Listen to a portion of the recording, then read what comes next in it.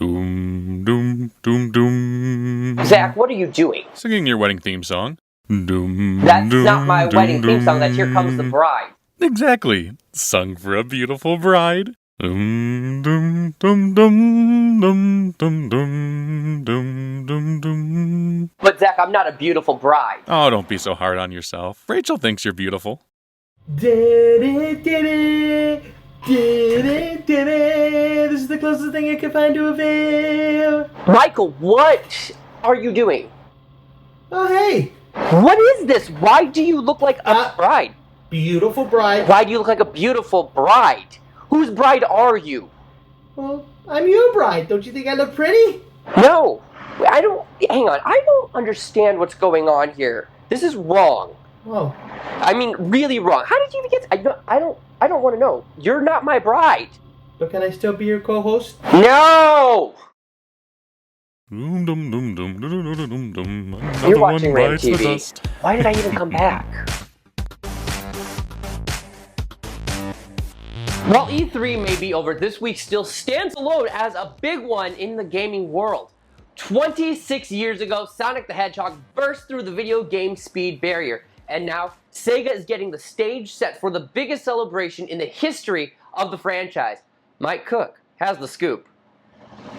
If you were a video game developer in the mid to late 1980s, you had one goal in mind, and that was to defeat Nintendo.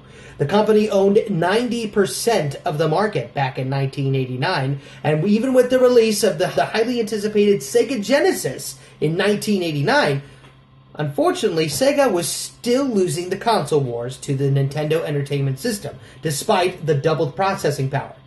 However, it wasn't until June 23rd of 1991 where the combined works of Yuji Naka, Naoto Oshima, Hirokazu Yasuhiro, and Nasiato Nakamura would all be revealed in one amazing game, Sonic the Hedgehog. With its quality of graphics, incredible sense of speed, and wonderful soundtrack, Sonic the Hedgehog was very quickly catapulted into a video game icon. And 26 years later, Sega is ready to celebrate this incredible milestone of more than half a century with two games, both of which we've covered here on the channel. The first of which being Sonic Mania, which is a salute to the classic games of yore from the 1990s, being directed by Christian Whitehead, Headcanon Studios, and Pagoda West Games.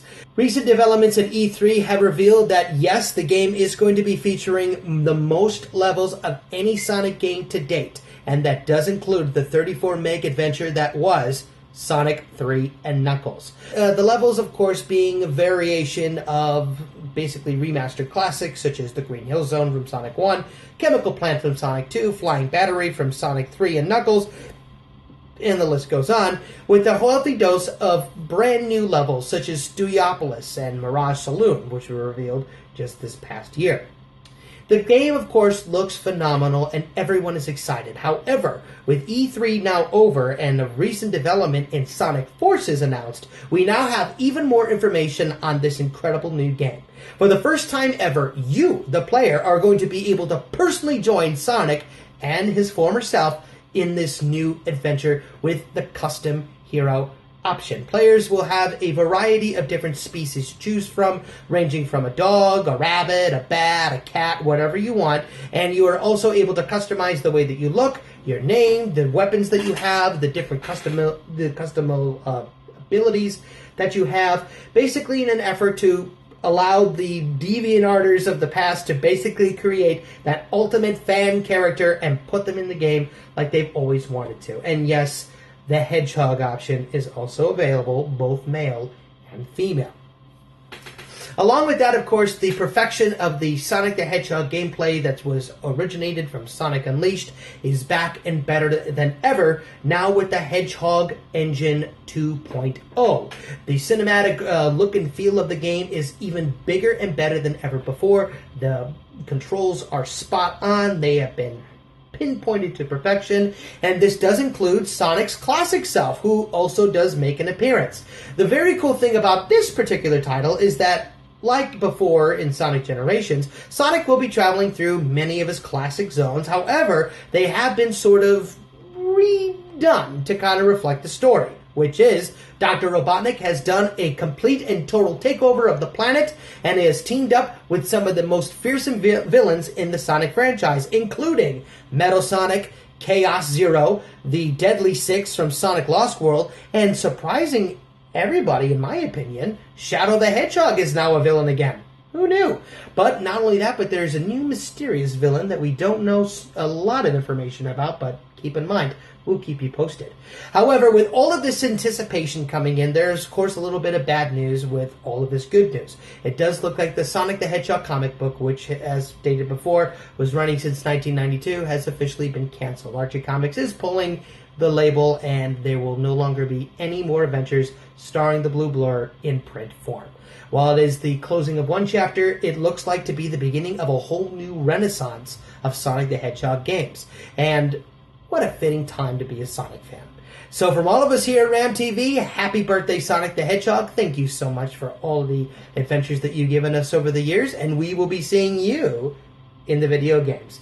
And again, Aaron, congratulations, and as much as I want to be a pretty bride, I guess I'm just stuck being a groomsman or a bridesmaid or whatever. If you don't want me to be anything, I don't care. But anyway, this is Mike Cook, signing off. Have a great week, everybody. Thanks, Mike. Sonic Mania will be released August 15th for the PS4, Xbox One, and the Nintendo Switch. Of course, Sonic isn't the only thing rolling forward. Diablo 3's newest expansion is on its way. We finally have some news for all you Diablo 3 fans out there who've been playing the game since its release in 2012, or since its re-release in 2014, whichever one really. The newest expansion, Rise of the Necromancer, will be released digitally for Xbox One, PlayStation 4, and PC on June 27th for $15. The expansion brings with it the return of the popular Necromancer class, which was last seen in Diablo 2. The return of this class was first rumored in November of last year, when several pieces of concept art were leaked online. Aside from the Necromancer class, Rise of the Necromancer expansion will also include a Golem in-game pet, cosmetic wings of the Crypt Guardian, 2 additional character slots, 2 stash tabs for all PC gamers, and the Necromancer portrait, banner, sigil, and accent, as well as the Bloodmaster pennant. Those gamers who have an Xbox One or PS4 can get the Diablo 3 Eternal Collection, which includes the base game, as well as the Reaper of Souls and Rise of the Necromancer expansions. Additionally, all Gold and PS Plus members can get the Eternal Collection for $40 upon launch. This price is a special introductory price, meaning it's a limited time deal, and all non-Gold and Plus members will have to pay the average $60 price. Of course, video games aren't the only interesting news happening that we're watching here in the Geekdom.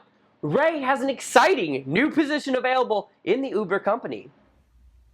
Hi everyone, we're back to a normal RAMtv, and I'm super excited because there is a major news story, and that is Travis Kalanick, the Uber of CEO. Well, yeah, he's no longer the CEO. He resigned overnight. So what does that mean? Well, Uber's looking for a new CEO, and why did he resign? So reportedly, amongst major investors at Uber, they urged him to resign after, of course, numerous scandals that Uber has faced over the past year.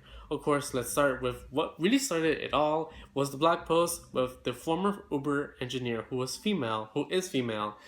She claimed sexual harassment at the workplace, infighting between teams at the company that encouraged cheating, and just a toxic culture at Uber. So from that, there was a lawsuit from Google against their subsidiary Waymo, where Google says Waymo stole secrets from Google, these self-driving car secrets. So that's a big lawsuit that's currently going on right now. Travis Kalanick was seen on camera belittling a Uber driver, his own. They're not employees. They don't like to call their independent drivers employees because that means they need to offer them dental and medical insurance, and that's a whole big issue on why they're not in certain cities.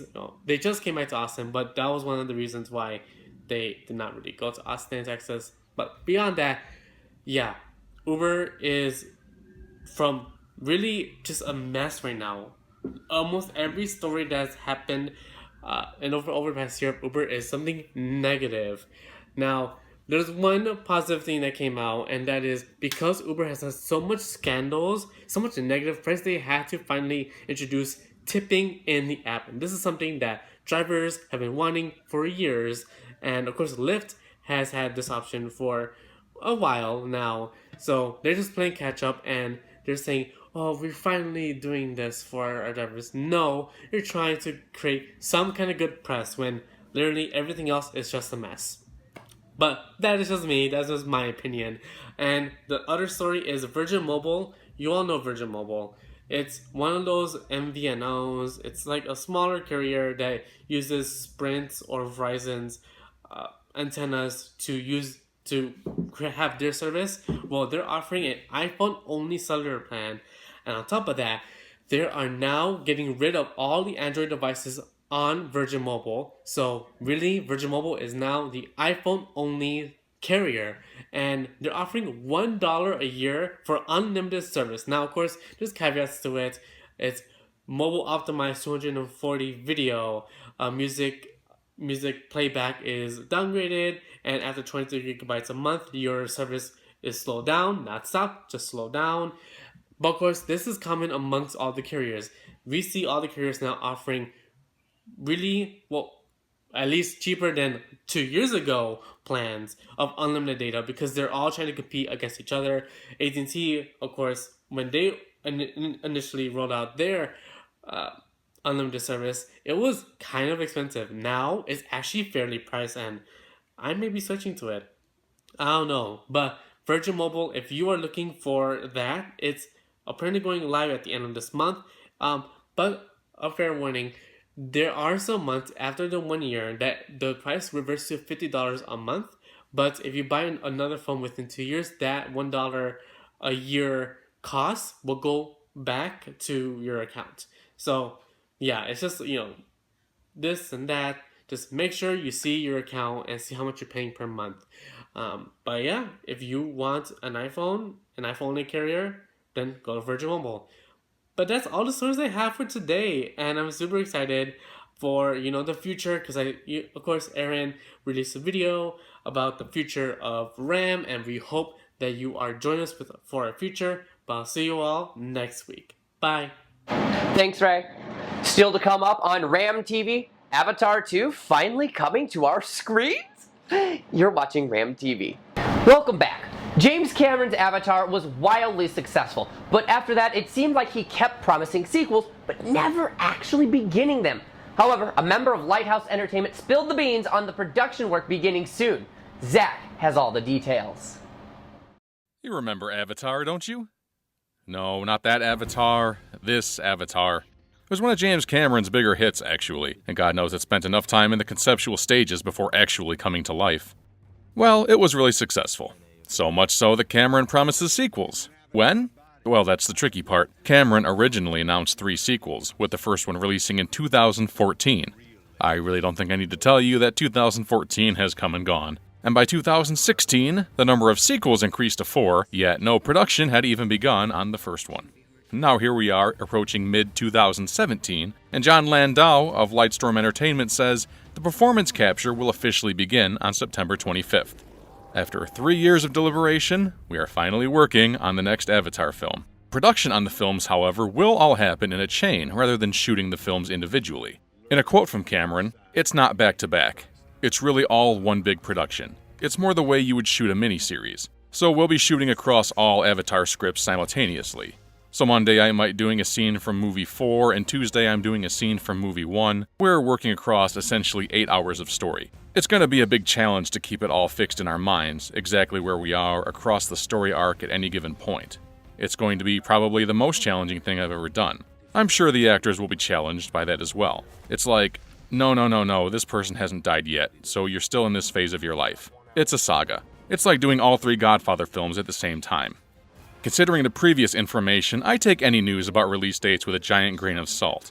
But supposedly, Avatar 2 will be released in 2018, with Avatar 3 coming in 2020, Avatar 4 in 2022, and finally Avatar 5 in 2023.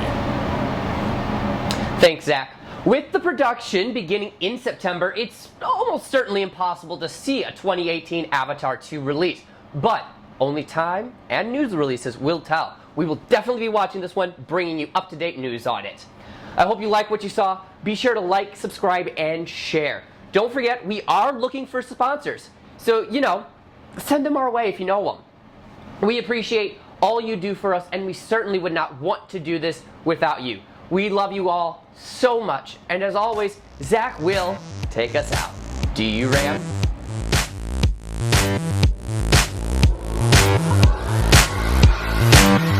Hi, thanks for watching RAMtv.